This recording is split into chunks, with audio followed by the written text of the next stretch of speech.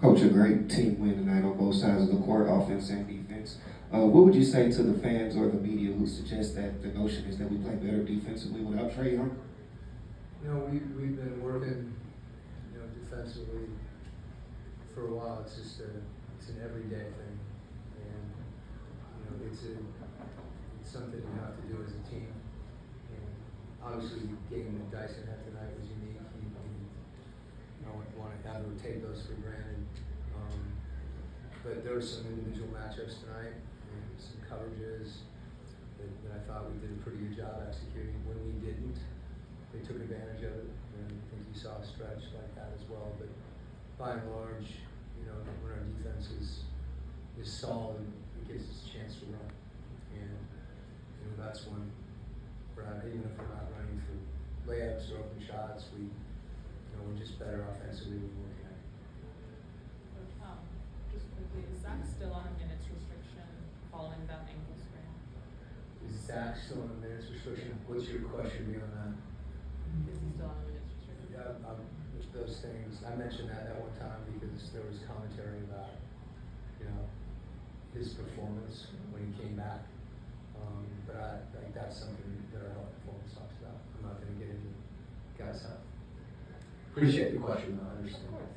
And as far as Mo's defensive instincts, it's just when he plays against Paolo, it seems like he takes that matchup really, really, how do I put it, like, seriously, yeah. Mm-hmm. Just what did you think of his defensive instincts tonight? He's got great instincts, and I think, one of the things is his ability to defend the ball in multiple positions, and then also in help positions when he's coming over to contest or rebound.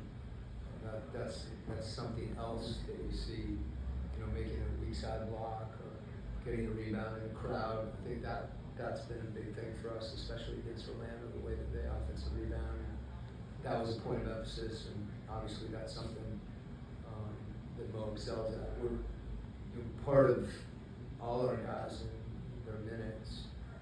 When we want to play the way we want to play, guys need to be locked in, they need to be running, they need to be moving, they need to be defending, and minutes are going to vary from game to game.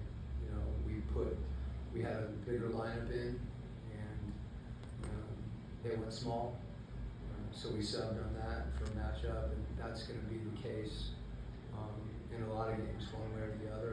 And it's important for our guys to embrace that too, and when those times do occur, really to get behind the teammates. And I feel like that's really important, and it's something our guys understand and do. Coach, Dyson seemed to do most of the ball handling tonight, certainly most for this season with Trae being out. Was that by direction, or is it something that they feel throughout the game? Yeah, I don't necessarily think that's the case.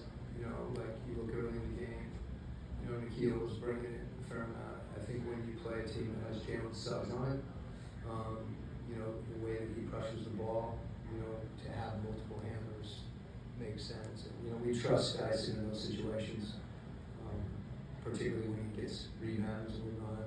And then, as you said, we were actually playing through our bigs for a majority of the game, late, because it gave us a chance, to get movement. And in that case, it doesn't matter who brings the ball up for us. I think in transition, you'll see Keaton and you'll see Nikhil in most of it. And then there's set plays where we have Dyson in. So it's good to have guys that can all take care of the ball and all pass the ball and play for each other. And I think that's what you saw from Dyson a lot tonight. One of the things when he doesn't have the ball, he's able to catch and drive closeouts. So a lot of good things happen when those guys, share that responsibility. Coach, I wanted to slightly piggyback off of Lauren's question, just in a matter of with the way that Orlando started to go on a run and how offensively Zach was playing tonight. Was there any thought of kind of turning back to him late in the game? Well, Zach played 25 minutes and had a really good game. If you look through our rotation, he's going to play 25, he's going to play 30. Felt like he was playing really well. If you look at the stat sheet, everybody's, plus. So different combinations. I think we always try to be careful not to fixate on one player. And in this case, that means Zach had a really good game, particularly finishing transition. Guys were finding him from three, and it felt good to see him kind of get on track again and play with some confidence in those situations, because we've seen him do that. But there's going to be times when we have Luke in the game for his ball handling. There's going to be times when we have Mo in the game for his defense, and it's one of those situations where if we sit here and start to critique rotations and minutes, I could go into a little diatribe about why I played everybody, why I did, and why we substituted when we did. We took Kristaps out and played through O because he was playing well. We played a matchup game, so I'm not going to do that. And I'm not defensive about it. I kind of don't understand the question. What are we asking? Should Zach play more? So, is that the question? Yeah. Okay. Well, I think we had a lot of guys that played well. And there's going to be games when Zach plays more. There's going to be games when Zach plays less. Some of that will depend, on who's out there, on our combinations. And as I said, the reason that I'm offering this is because I think it's important to understand that it's not one player. That it's multiple guys, and that's how we have success. And it's important for our team not to worry about who's getting shots, who's getting minutes, all those things that kind of go to a focus of my individual team, my role, my bad. I just want guys to go out and play together. And Zach did that tonight, and that's why he played really well. How did you see them respond to the Bane ejection? I feel like these games have been physical,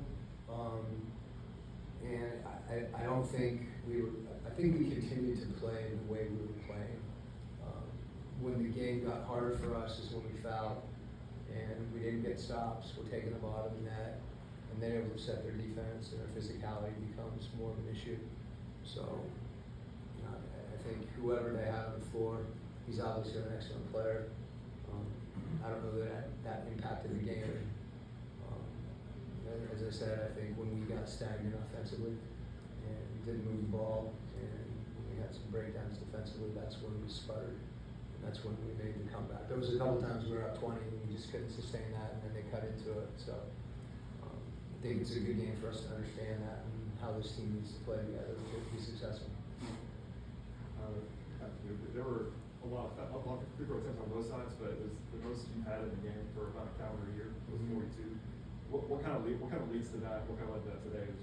I think attacking the paint, and that's something that is easy when you're running and harder when you get in the half court. And you have to work harder to get the ball in the paint. You have to be more determined. And when we do that, we get a chance to get fouled. And we also get better shots. Okay, thanks, Coach. Okay.